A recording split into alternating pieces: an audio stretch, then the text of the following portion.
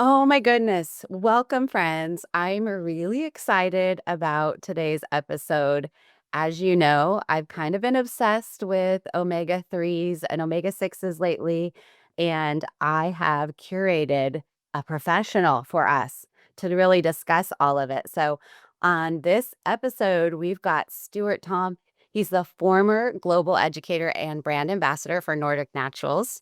He was vice president of human nutrition for CB Sciences. He's the maker of Plus CBD and a vice president of North American Urban Spice, the maker of Oreganol P73. And Stuart has over 30 years of experience in the dietary supplement industry. He's helped sell $1 billion in supplements and has appeared in over 6,000 radio, TV, and podcast interviews. Today, we get to be one of those. I'm so excited. So grab your favorite beverage, hang in here because you're going to learn a lot today. Welcome to the Business of Inner Peace. I'm your host, Erin Jean, and I'm so glad you're here. Let's pretend we're sitting in my living room enjoying a cup of coffee or tea and getting to know each other just a little better.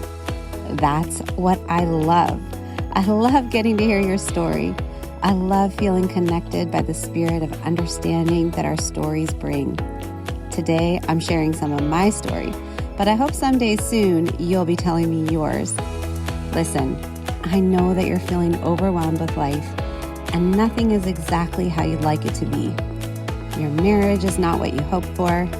Motherhood is harder than you imagined, and you've lost yourself somewhere in the mix of responsibilities. Well, if you're ready to bring some more peace and joy into your life, reconnect with God who made you, and start living a life you love, then grab your cup of coffee or tea and let's dive into today's show.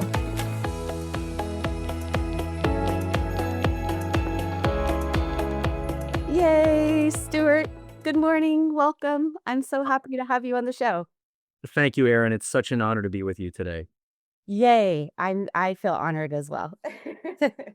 Um, so we just have to dive right in because I have like 2 pages of questions for you. I know that you've spent decades in the supplement industry and you have obtained, as I've heard, the nickname the Omega Guy. Is that right? Oh, it's a cute tongue-in-cheek story, Erin. They call me affectionately the Omega Man. My friends that are academics and scientists have said to me at many different conferences, "Wow, Stuart, I mean, do you have a hobby? Do you have another hobby other than omega-6, omega-3 balance and fatty acids?" And it's actually, my greatest joy. And so they affectionately call me the Omega Man, but I have to give credit always, Erin, to all of the luminaries, the academics, the scientists, the doctors, and the professors that have mentored me over my career. So I give all of the credit to them. Absolutely. I love that. I um I think it's really just cool that this is kind of like your passion and hobby. And I have a love of learning about holistic health myself. I've never done any formal education, but as my years of being a mom, I've just kind of gobbled this stuff up because I'm wanting to do better for myself and my family. So let's just dive into the topic of omega 3s and omega 6s. For somebody out there that's listening that doesn't really know anything, I was just hoping we could like cover the basics first. So, what are the differences between omega 3 and omega 6 fatty acids? Okay. Both omega-3 and omega-6 are called essential fatty acids, which simply means our bodies don't make them. We have to get them from our diet, from the food that we eat, or from supplements. Omega-3s are largely anti-inflammatory, while omega-6s are largely pro-inflammatory. And so that's really the simple refrain that everybody needs, I think, to get comfortable with. My number one mentor in the area, William E. Lands, and we'll talk a little bit about his work as we go on, he used to always say, omega-6, which is getting a really bad rap right now. Have you seen, Aaron? everybody's trying to beat up on the seed oils and Oh, yeah, yeah. right, and you're just they're demonizing the omega-6s, and they're kind of, holding up the omega-3s as if they're saints. And Professor Lanz used to always say, omega-6 is only toxic to the degree that it exceeds omega-3 in the tissue. And Mhm, his prized student, Captain Joe Hibbelin, who's one of the titans in the space, he then coined the term, the tissue is the issue. So mhm, that's the main thing I want people to take away today from what I have learned and what I wanted to share with your audience. Imagine my left fist is omega-6. It's essential. The body doesn't make it. It's pro-inflammatory. My right fist is omega-3. The body doesn't make it. It's anti-inflammatory. And what we need is to have them both in balance, where most people are so far out of balance. mhm, And what we've learned recently, and this is a big reveal, simply lowering the omega-6s in the diet, like turning away from soybean oil, safflower, sunflower, cottonseed oil. That's the short chain omega-6s. And then the longer chain omega-6s come from animal flesh, in eggs, in red meat. Uh, Simply lowering the omega-6s by themselves, that won't increase the omega-3s in a meaningful way at all. mm, And so I think a lot of people are kind of missing the boat by saying omega-6s are pro-inflammatory, therefore they're bad. Omega-3s are anti-inflammatory, therefore they're good. Ultimately, we need a balance between the two for a healthy inflammatory response. And so that's why I want people to realize just eliminating the seed oils isn't going to do it. We actually are so deficient in oily fish in our culture. And even in cultures where they do eat enough oily fish, there are omega-6s that come from seeds and nuts. It's not all bad. Think of this for a moment, Aaron. One of my teachers, Michael Crawford, Professor Michael Crawford, for those of you taking notes, he wrote a book called The Driving Force, Sir Michael Crawford. He's considered Grandpa DHA. Because of his seminal work, they ended up putting omega-3 into infant baby formula. Okay?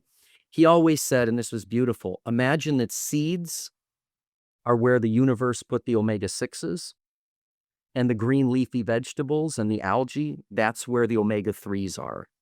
So just ask yourself, even before you test yourself, how many seeds are you eating, grains, seed oils, and animals that eat the grains, relative to green leafy vegetables, fish, or algae that, or fish that eat the algae that are basically green. So do you see why that's a nice place for us to start? Seeds are where the omega-6s come from. The omega-3s are where the greens come from. The omega-3s come from the greens.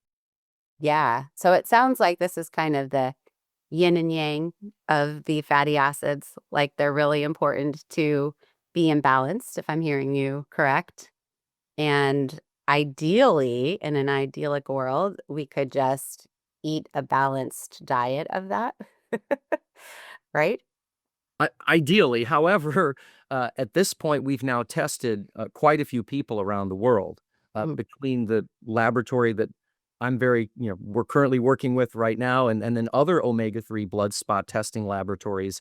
We've tested a lot of people, not as many as we will, but millions of people around the world. And what we're finding is it's almost impossible at this point to eat your way into balance even with the most dedicated diet. I love the people. I'm a recovered person like that, that thought that I could do it all from food. But the reality is that we probably really do need supplementation at this point to maintain the healthy balance that our bodies need. okay. Can we talk a little bit about what it might look like in the body if we are really high and out of balance? Like if we're really high in omega sixes, especially I really would love to know if you have any input about children with that because that's where a lot of my listeners have kiddos. Well, it's a very, very powerful question because if you'd indulge me for a moment, I just want to grab my professor's book here, Aaron. I know that this was a little bit Yeah, no. I didn't plan on reading this part live, but I think it's just very, very, very important for your question. Okay. Okay. So this book is called Fish. We can maybe put that up on the screen. Fish, Omega-3 and Human Health, second edition by William E. Lands. Okay. I'll So put a link there as well. it would be great. You can get it. It's expensive book. It's out of print, but for those that are very, very dedicated that want to know the subject, I think this is the seminal tone. Okay. So he says, overall, omega-3 fatty acids can be recommended to a general healthy population to prevent development of atherosclerosis, thrombosis, arrhythmia, and also to reduce the risk of increased autoimmune conditions.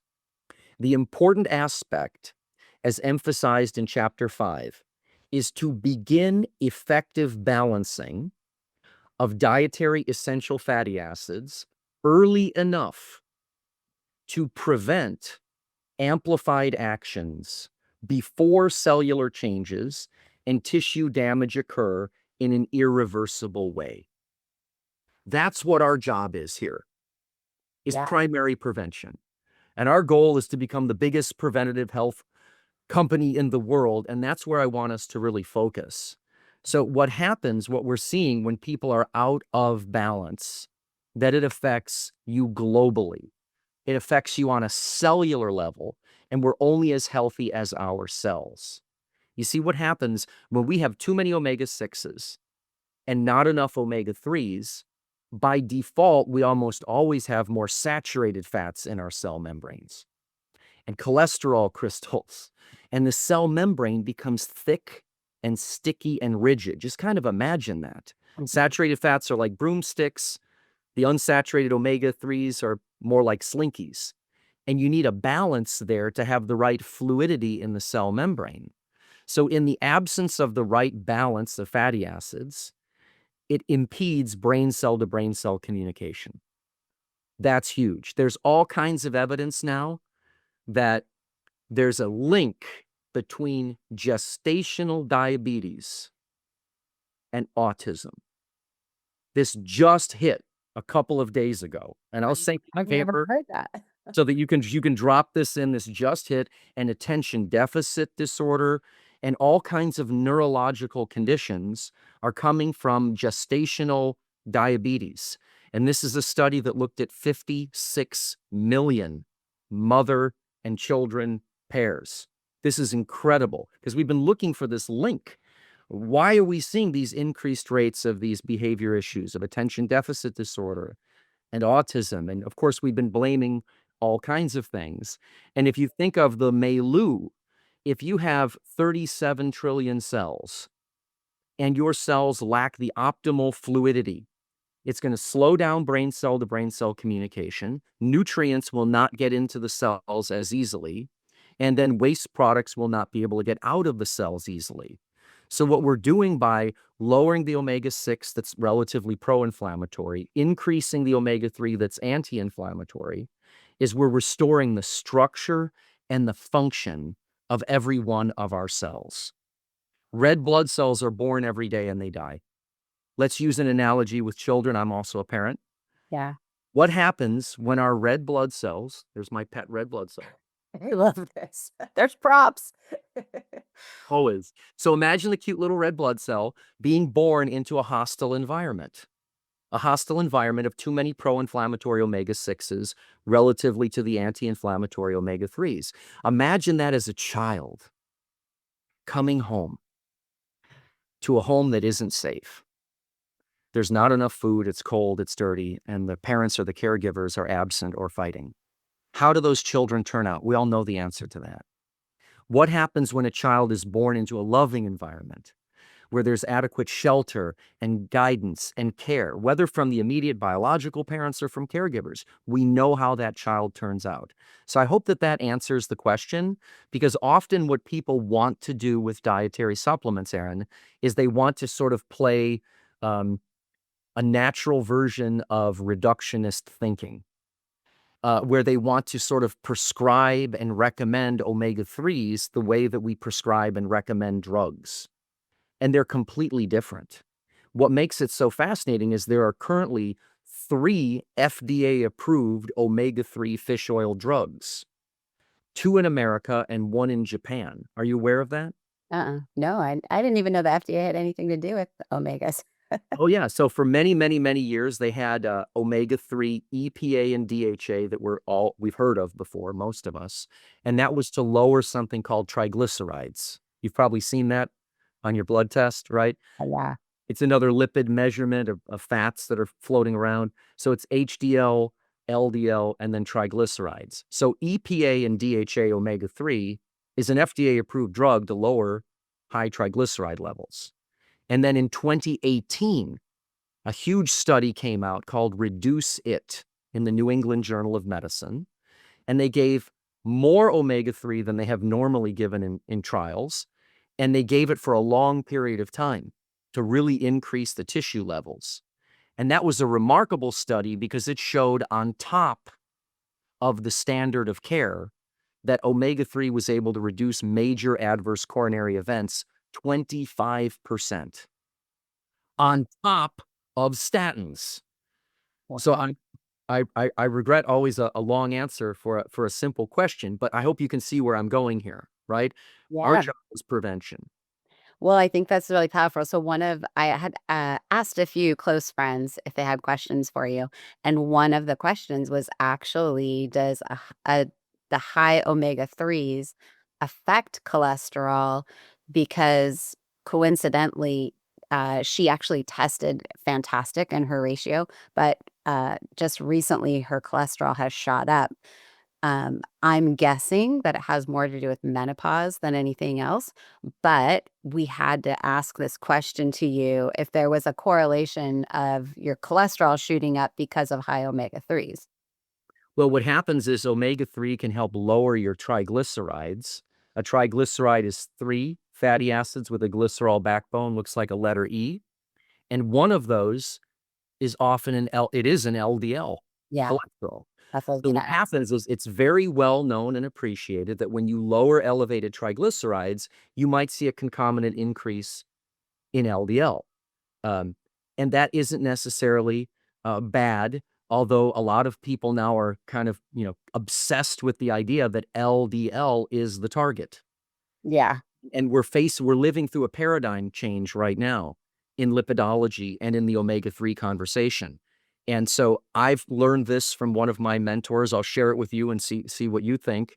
One of my teachers said, well, let's just riddle this for a moment. If the theory was that saturated fat increases your LDL cholesterol, and LDL cholesterol is the rate limiting factor for heart disease, and then we told everyone to stop using as many saturated fats, and we told them to use these unsaturated fats, right? Here are these seed oils, these polyunsaturated fats. And then statins are the number one selling drug in the history of the world, and they are. And people's cholesterol now en masse is lower than it has been, and they would drive it down further if they could. Why is it the coronary vascular disease is still the number one killer? It's a yeah, great question. it's a great question. Well, and my sister's a nurse, and it's so interesting. We're totally sidetracking a little bit here, but she recently read a study about the longevity of life for people on statins. And do you know that these doctors found out on average, a statin extended your life by 4 days? Yes, I've seen that research. I was like, "What the heck?" That Yeah, is one of our team members today, Dr. Michael Lewis, who's remarkable. He wrote the book When Brains Collide. He's one of my great friends and mentors. Sent me an article today, and I haven't yet, even have not yet had a chance to totally dissect it, but really pointing out, some of these unintended consequences of focusing just a little bit too much on LDL cholesterol. I can go back to Dr. Lanz in the book I was just reading from.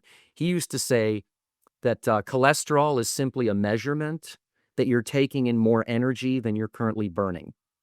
And so there's that mismatch of energy in, right?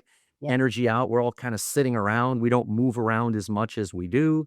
And as a result, as our caloric intake remains the same and we're more sedentary, that can raise cholesterol. And then, of course, the thyroid can never be missed in this conversation because it's really the master metabolic center to help, keep It's like the thermostat, if you will. So if you have a low, sluggish thyroid, which a lot of us do as we age, Mhm. then that can also contribute to an increase in LDL. I'm hopeful that based on the latest research, that medical science in general will start to accept the role of omega-3 and omega-6 balancing in primary prevention. Because going back to what Dr. Land said before, and Mhm. it's the only time in the book that he writes in all caps. And here's a man I've never seen swear and he never yells. He's making a point before. So going back to the children Yes. and going back to gestational diabetes and the observations that were made from Professor Robert Gibson from Adelaide in Australia, who said there's nothing else for neurodevelopment other than DHA. Nothing. So if mom is deficient in enough omega-3, she finds a way to produce enough of it for the firstborn. It's brilliant. The way the body works is amazing. There's enzymatic machinery that convert your green leafy vegetables into DHA, and then mom actually has more DHA in her body than dad does, usually in the hips. Hmm. And the mom can mobilize that DHA to build this new brain and eyes and central nervous system. What happens after the pregnancy? And we've all heard it, postpartum depression, Mhm. mommy brain. We've heard this for years and years. And then you have a second child, and then a third child, and maybe even a fourth child, and you are deficient in omega-3s, you don't have a good omega-6-3 balance, your omega-3 index is too low, that has been correlated to not only postpartum depression, major depression, homicide mortality, and suicide mortality rates. Wow. So now that we add this gestational diabetes to maybe being the missing link to things like autism and attention deficit disorder, I hope that everyone can see how critical it is then to make sure that mom and dad have a healthy balance between omega-6 and omega-3 in their tissues as they're getting ready to bring a child into this world, and that they also have a healthy ratio of the bacteria in their gut, which we can get into on another episode, right? Yeah, yeah. The balance between the negative and positive bacteria in the gut, because those are interconnected and they all create the healthiest environment for our children. Yeah. Well, that's a great segue because the next question I wanted to ask you was, how does this ratio affect emotional and spiritual struggles that so many women face, like depression, anxiety, or feeling stuck? Is there, because I know our brain, right, is really needing fatty acids. Is there a connection kind of on mental health, brain health? Oh, there is. Yes, there is. And really, one of the seminal papers ever published on this, the lead author is Colonel Dr. Michael Lewis, who wrote the book When Brains Collide. And in 2011, he and a colleague of his, is a famous psychiatrist from the National Institutes of Health, from the Division of Alcohol Abuse and Alcoholism, they published a paper in the Journal of Clinical Psychiatry in 2011 looking at military suicide. Wow. And that's a heavy subject, and I'll show you how that ties into mental well-being. Um, but what they did was they were sitting there, it's a powerful story. One day they were having a beer, as they told me, and the psychiatrist had said to the colonel, I wish we could have tested these soldiers before they committed suicide. And Colonel Lewis said, you should have asked sooner. The Army actually has a repository of blood. And this is since Gulf War syndrome, right? They wanted to track the blood, so they were keeping blood of everyone that had enlisted. So they went and they grabbed 800 samples from different years. I'm going from memory, I believe it was 100 samples from every year for 8 different years, matched 800 controls, rather, based on rank and sex. And they had some pretty stunning findings. Soldiers that had seen another soldier killed in front of them had approximately, I'm going from memory here, about a 50% chance of suicide. Soldiers that had a documented mental health history had a slightly higher risk of suicide. But those that had the lowest omega-3, they had about, on average, about a 25-to-1 ratio omega-6 to omega-3, kind of the average we see here in America, had a 62% greater increased risk of committing suicide. And I remember asking both of these distinguished public health officials, that's a heavy subject. Why suicide? And they pointed out to me that that's really the end of depression. Mm. That's the end of anxiety. So when we can actually show studies where we've gone to prisons, and this is well documented, and we've given people the right micronutrients for the brain, because that's also hugely important, and the right fatty acids, that's tracked to a statistically significant reduction in recidivism in violent offenders. And there was a big meta-analysis that came out last year in the Journal of Aggressive and Violent Behavior, where it was a meta-analysis of randomized control trials. And they said that omega-3 is a safe, cheap, and effective intervention, averaging about a 30% reduction in aggression. And they said that it needs to be deployed in the criminal justice system, in community nutrition, and in our homes. So I think you're making an excellent point, right? We're all under so much stress. Mhm. And there certainly is a very powerful correlation between the omega-3 deficiency and a high omega-6, low omega-3 ratio and, and healthy brain function. Yeah. Well, and if I remember correctly, doesn't Dr. Michael Lewis do a program with, like, soldiers that have PTSD or something, and he helps them on the with the omegas? Yes, he does. He runs the Brain Health Education Research Institute. I've been so honored to walk alongside him and, salute him for his public health service. I'm kind of the president of the Mike Lewis fan club. Yeah. And yes, he has done an extraordinary job. He created the Omega Protocol for traumatic brain injury. And if you're not familiar with his work, the book is called When Brains Collide. And he has helped many, many people that are dealing with traumatic brain injury and PTSD with nutrition and helping to get them healthy enough to function. Yeah, that's amazing. That's near and dear to my heart. I used to struggle with PTSD, and I have a brother that served in the army and, 2 tours, one in Iran and one of Afghanistan, and essentially, we've kind of lost him to street drugs. That's kinda where he went for trying to manage what he's doing, but it just breaks my heart because it's like, "Oh my goodness, if we could have such a simple solution of the omegas, it might have put his life on a different trajectory." So you alluded to a few times that there is a way to test this, and I kind of want to talk about that because I've gotten myself and my family tested, but if you're like in the world of labs and testing, you might have this idea that you're going to have to go to your doctor and you're going to have to convince them to write you a thing for this particular test. And then you're going to have to find a lab and then you're just going to cross your fingers and hope that insurance pays for it.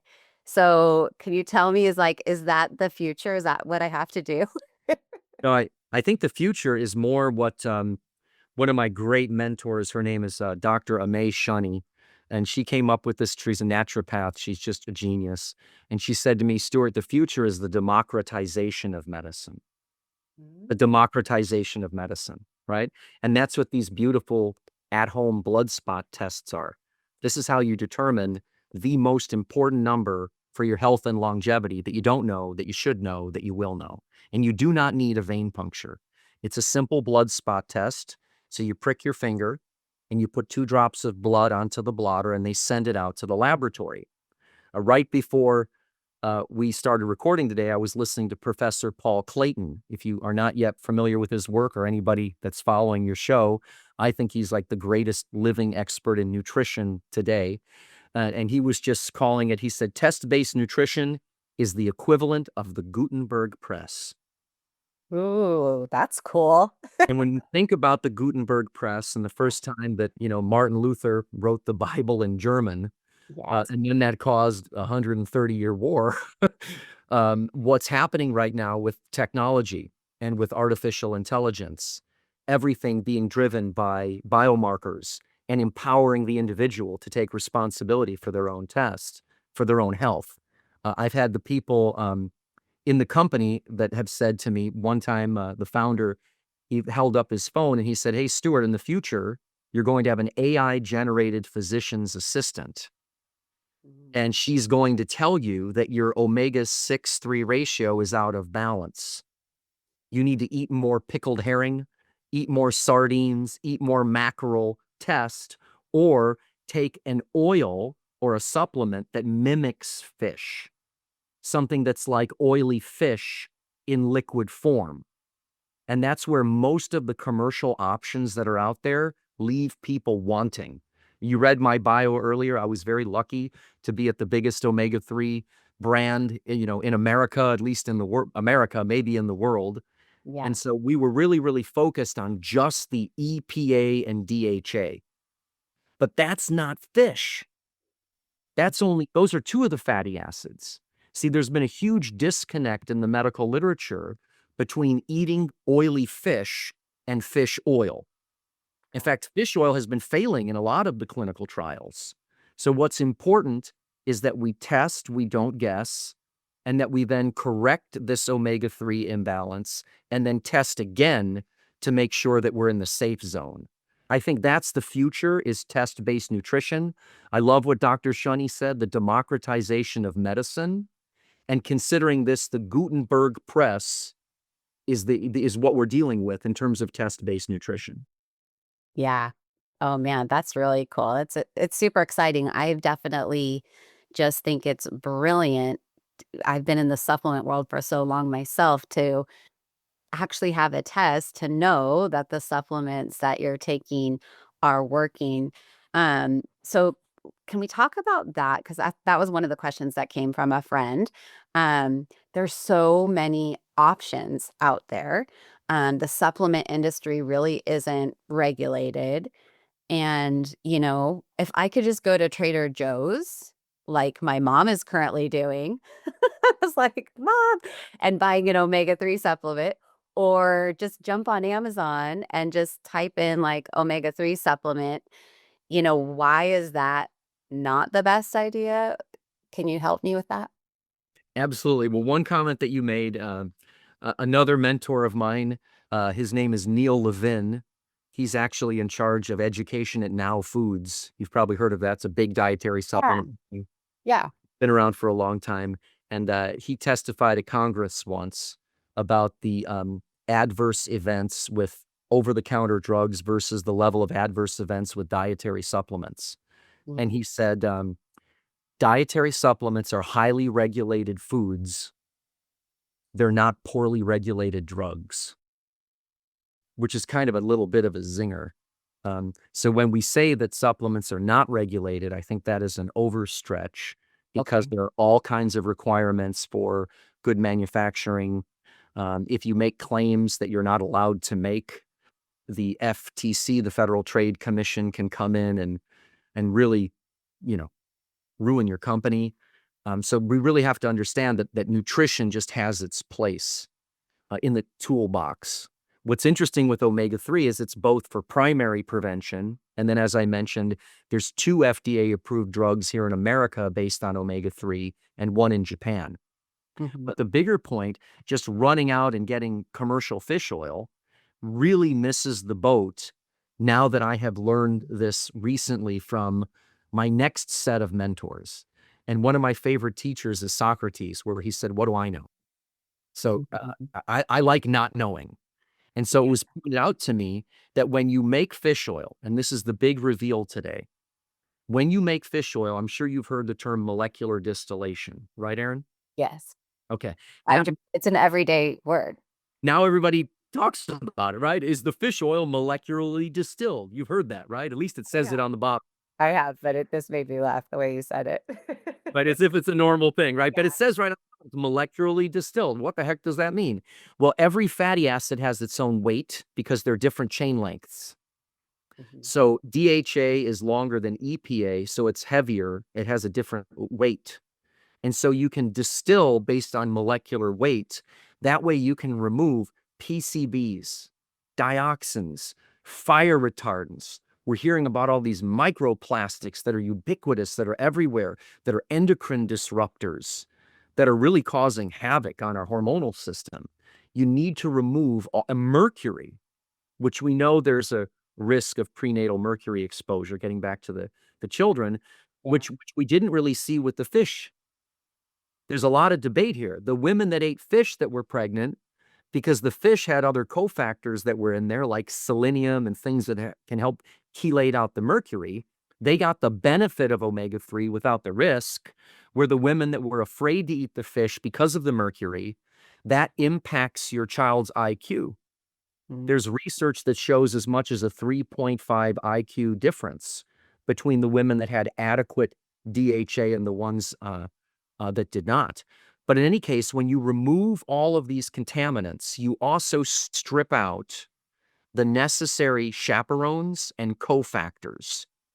And this is something that I've recently learned. I want to thank Ola Edie from Norway and Professor Paul Clayton, who have recently taught me this over the last year. Imagine how all of omega-3 starts with algae. That's where it starts in the marine web. So you've got the algae that has the fatty acids in the middle, and on the outside, there's a beautiful little ring of polyphenols. And so those polyphenols are called fluorotannins. They protect the omega-3s. If you didn't have the antioxidant on the outside, the omega-3s would explode. And so when you strip out the antioxidants and then read any bottle of fish oil, have you noticed, Aaron, what kind of antioxidants they normally use in fish oil? Have you read it says vitamin E? I'm like, is there any? Well, they put vitamin E in there Vitamin E. Okay. and rosemary. Okay. Okay, is there vitamin E in fish No. or rosemary? I mean, maybe if you cook it. I'm like, I don't think they're dining on rosemary underwater. Well, what happens is it keeps it stable in the bottle, but it can be very, very, very unstable in the human body. Oh. And so what's really, really important is to realize is that when you go to rush to the store or go online and you buy a commercial omega-3 product, there's ample evidence now, and I can't believe that we're finally here, that it may be doing more harm than good. Hmm. It's not the same as eating oily fish. You're Yeah. a lot better off to eat 5 cans of sardines a day or to eat mackerel or kipper or herring and then test your omega-3 levels. Now, Aaron, we both know most people won't do that. Yeah.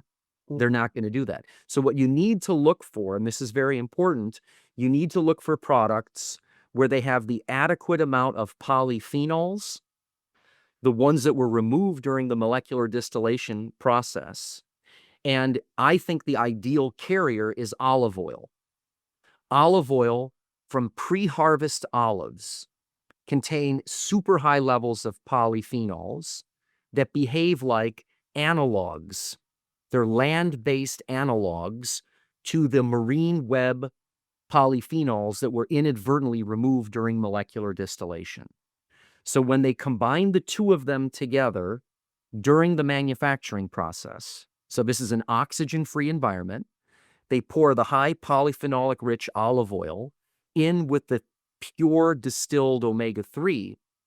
The polyphenols in the olives wrap around just like the algae, and it helps to increase its stability and its bioavailability. So it increases your body's antioxidants, like glutathione, instead of depleting them. The polyphenols are also chaperones. So let's go back to our kids. I remember when my kid was going to the high school prom. Yeah. Yeah, we sent adults with chaperones to make sure that the young people get to the dance and they get home safe.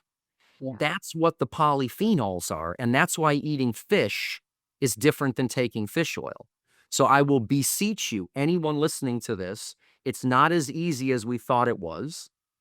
Just run out to the big box store and get a big bottle of molecularly distilled fish oil. Remember the focus? It's got no mercury. That's great. Yeah. It's missing the polyphenols. So let me take you through the web here quickly. Here's the algae, has the polyphenols and the omega-3, and here's a plankton. So the plankton eats the algae. It's the polyphenols that increase the omega-3 in the plankton. The polyphenols are the chaperones to make sure that the fatty acids get to the dance, which is the cell membrane. Then the small fish eats the plankton or the algae. It's the polyphenol that bioaccumulates the omega-3 into the tissue, which is the issue. Mhm. Then the whale eats the small fish. and the Inuit ate the whale blubber. That started the entire omega-3 conversation, was the Inuit paradox. When we look at that whale blubber, it had polyphenols and omega-3, EPA, and DHA. They were synergistic. They were together. They occurred together in algae, and they need to occur together in the product if you want the optimal results. I never thought I'd get to this place where I would say this. I think many commercial fish oil products, you're better off to eat cold water oily fish. Don't take those. If you can find a product that combines high polyphenolic rich olive oil with molecularly distilled fish oil, that I think is going to be the solution. And I'm calling that oily fish in liquid form or a Mediterranean diet in a bottle. Okay. I like it. So if I'm understanding you right, the olive oil is similar molecularly to what's happening in algae in comparison to like the vitamin E in rosemary is not. Is that? Correct. Yeah. The polyphenols in the olive oil are Mhm. similar to the polyphenols in algae that Got have been removed structurally. And when you combine them together, the polyphenols create this little thing. It's a liposome. So it protects the fatty acids. That way they're on the very much like the algae. And it dramatically increases the efficacy of the product because it helps to move the omega-3 through your guts up into all of the peripheral tissues. And Mm. that's why this test is so important, because we're not measuring your plasma. We're measuring our red blood cells. And our red blood cells take 120 days to completely turn over. They're born and they die every day. So by the time you get your number, because that's what I say to people, well, what's your number? Yeah. Right? They know their HDL, they know their LDL. I don't want to know your phone number, right? Your HDL, your LDL, your triglycerides, you know your shoe size. Why don't you want to know the most important number for health and longevity that you don't know that you will know at some point? My prediction, and I've heard this from my mentors, everything I share, I've learned from somebody else. I've been told that this test, the omega-6/3 balance and the omega-3 index, will appear on the standard blood panel in the next decade. That was my Why wait? question. Yeah, yeah. Why wait? Because if you look at the big drug trials on omega-3, the massive reduction in major adverse coronary events, and this was just published last year, Mhm. came from lowering omega-6 and increasing omega-3 in an adequate way to truly affect the tissues. Now let's go back to what I read at the beginning of the show. What's our job? Prevent. Yeah. Effective balancing of essential fatty acids before irreversible tissue damage occurs. So when I say that this is a measurement, a proxy for systemic inflammation, do you see why I'm saying it like that? Yeah. That's different than one of the inflammatory biomarkers that people test, right? There's a whole bunch of them. I won't rattle them all off. Some that are in your urine, some that are in your blood. But this is all the way upstream inside of all of your 37 trillion cells. If we make 300 billion cells per day, what kind of environment are those cells being born into? There's a big trendy move right now to try to increase stem cells. It's the Mhm. big thing. People got all these products out there. They're like, I'm increasing my stem cells. Yes. And I think, I'm not saying that's a bad idea. I don't understand the science well enough myself, but what happens if those cells are being born into a pro-inflammatory environment? Is that ideal?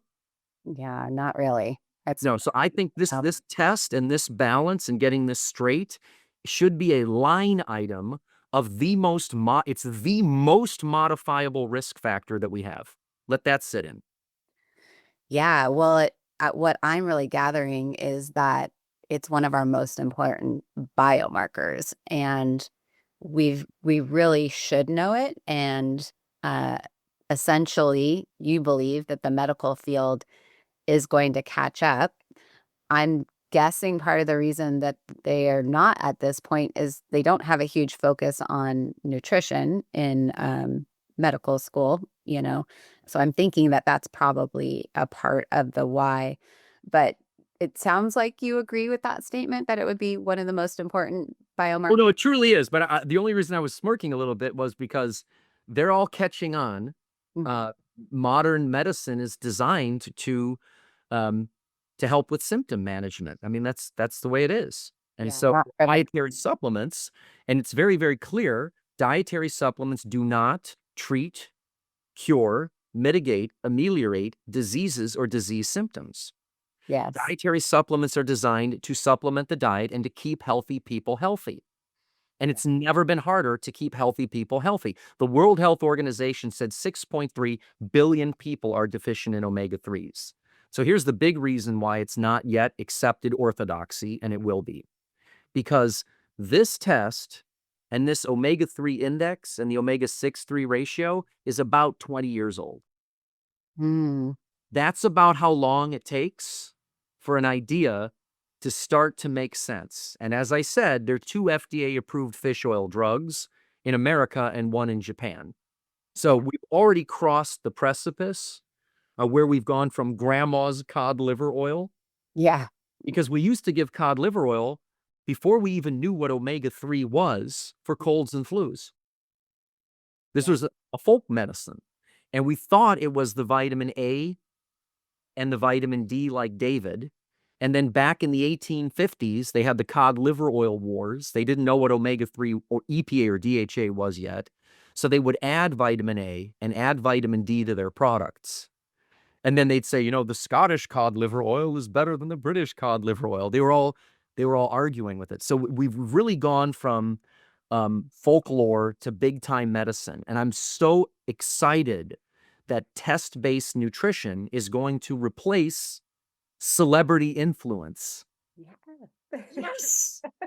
And that's what I was saying about when your robot, and we all have them, Chat GPT or whatever you're using, Yeah. going to be your personal individual biomarker. And I don't know about you, but I do not want to hear anymore, hey, this is what I'm taking and take a look at me.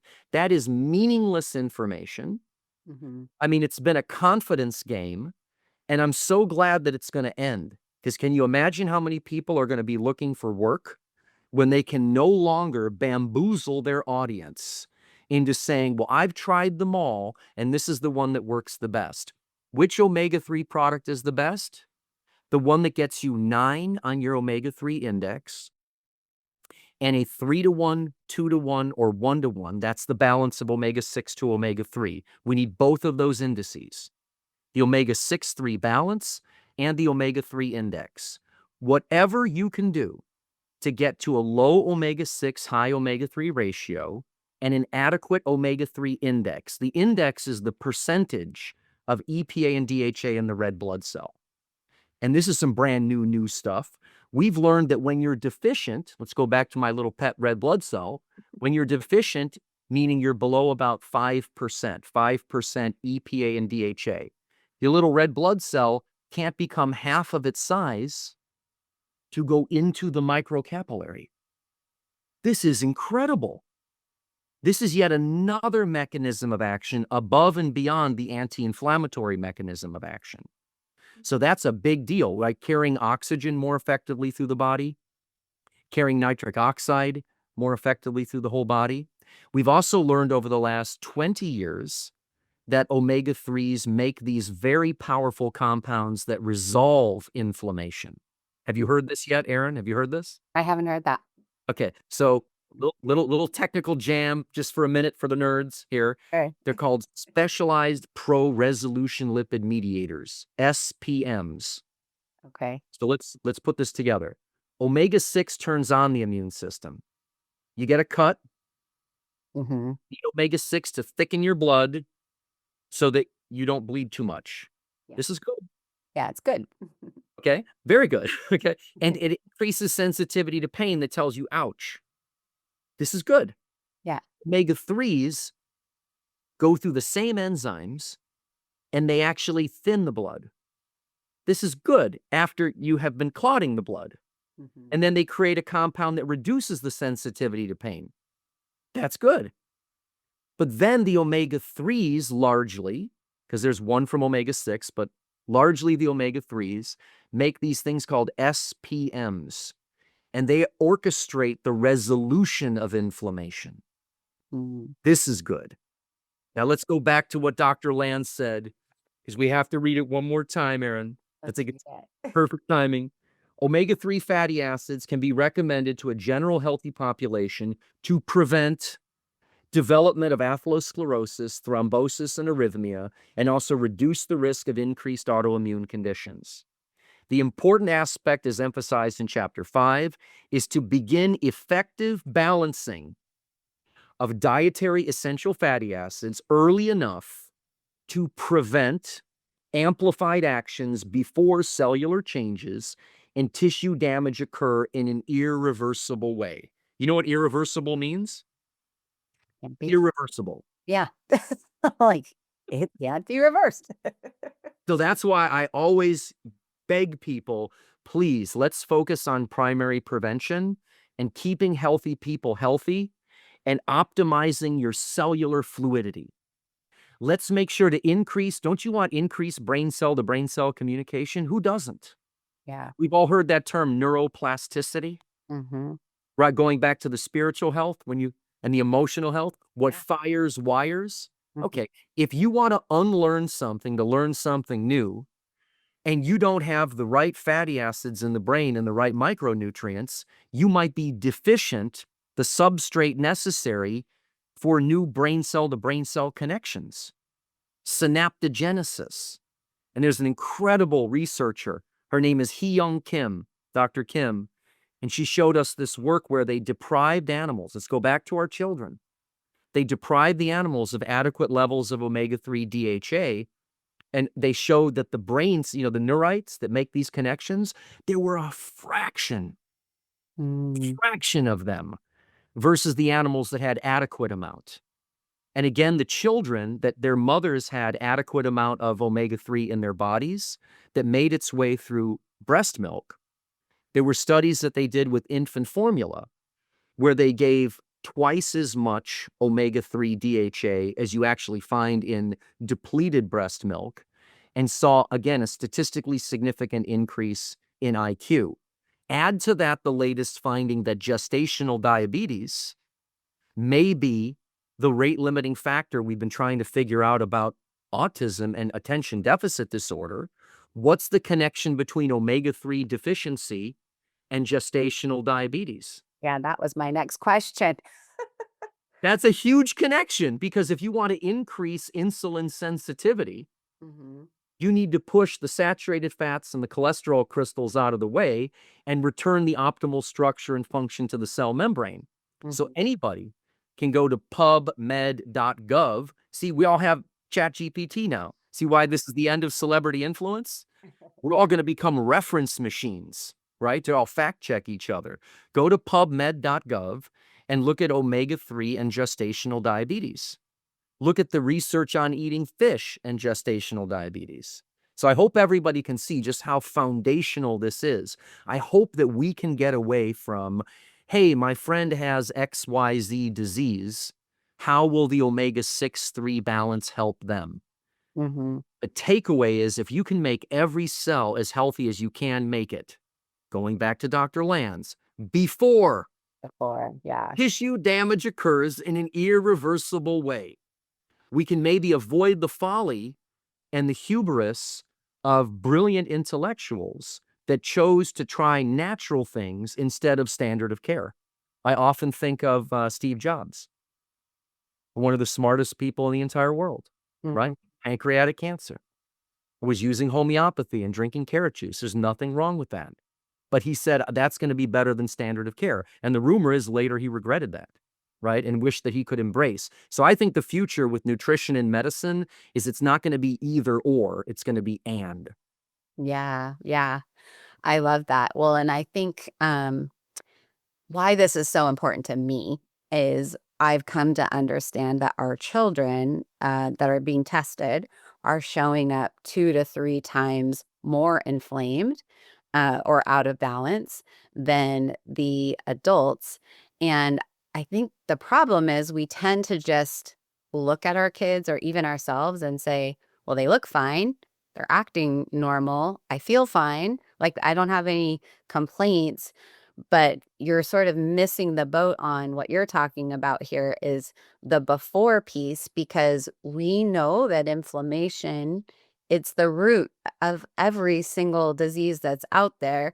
So don't you want to, it makes sense to me as a mom that I want to know where all of my kids are at so that I can feel confident that what we're doing at home is actually working to keep inflammation out of their body. Do you think that that's like smart thinking, or what's your I think it's brilliant. I think the only caveat is to have a healthy inflammatory response, Mhm. because we need a healthy inflammatory response where the response turns on, it turns down, and then it turns off. And Mm, that's what we really need with our children. And I think it's so important. One little caveat to what you said: when they're very, very small, like infants and toddlers, yeah. they're going to have more arachidonic acid, omega 6, just little technical side thing here, because the brain is made up of all of these fatty acids. It's a supercomputer made out of fat. And so the major omega 6 in there is called arachidonic acid, and the major omega 3 up there is called DHA. The number one fat in the brain is oleic acid. Your body makes that. So olive oil is good, but you're taking olive oil for the polyphenols Mhm. because your body makes oleic acid.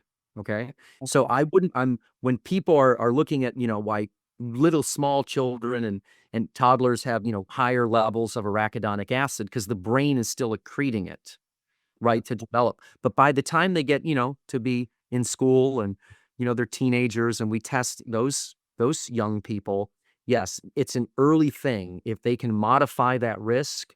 There was a study that came out the other day, I don't know if you caught it floating around, right, that the food choices we make in our 40s echoes into our 70s. Well, why wouldn't it? Well, why wouldn't the food choices that mom makes and dad makes? Because that's one thing I have to say that every time I hear that, right? It's mom, it's mama. Dad is part of the equation too, right? If dad's an inflammatory soup, Mhm. right? That's not going to be ideal for our children either. Yes. Yeah, I've heard that in native, cultures, they would actually put people of childbearing age on a special diet, both the father and the mother, Yes. to ensure. All right, Stuart. Well, this has been fun. We've learned so much. I want to be respectful of your time. Otherwise, I think we could just continue to talk about it all day. I'm sure the moms and dads out there are wanting to get themselves tested and get their families tested. So I'm going to put a link below to the test that you can just do at home. That's that blood spot test that we talked about. And you can connect with me. I'll be happy to help get you tested. Be happy to recommend an amazing oily fish In liquid form. in liquid form or a Mediterranean diet in a bottle that my family has been using, and Stuart uses it as well. And just thank you so much for your time today. I'm praying that God blesses you greatly for just sharing this with others. And I look forward to connecting with you again. Oh, Aaron, thank you so much. It's such a pleasure to be on your show. I hope you enjoyed today's episode. If you're feeling blessed by the content here, the number one way you can show me is by leaving me a written review of the show. I'd be forever grateful. Knowing that you're out there listening helps me know that I'm truly living out God's purpose in my life. The other thing you can do is take a screenshot of this episode, share it with a friend, or better yet, tag me on your Instagram stories. Remember, you are seen, known, and loved. May God richly bless you today. All my love, Erin Jean.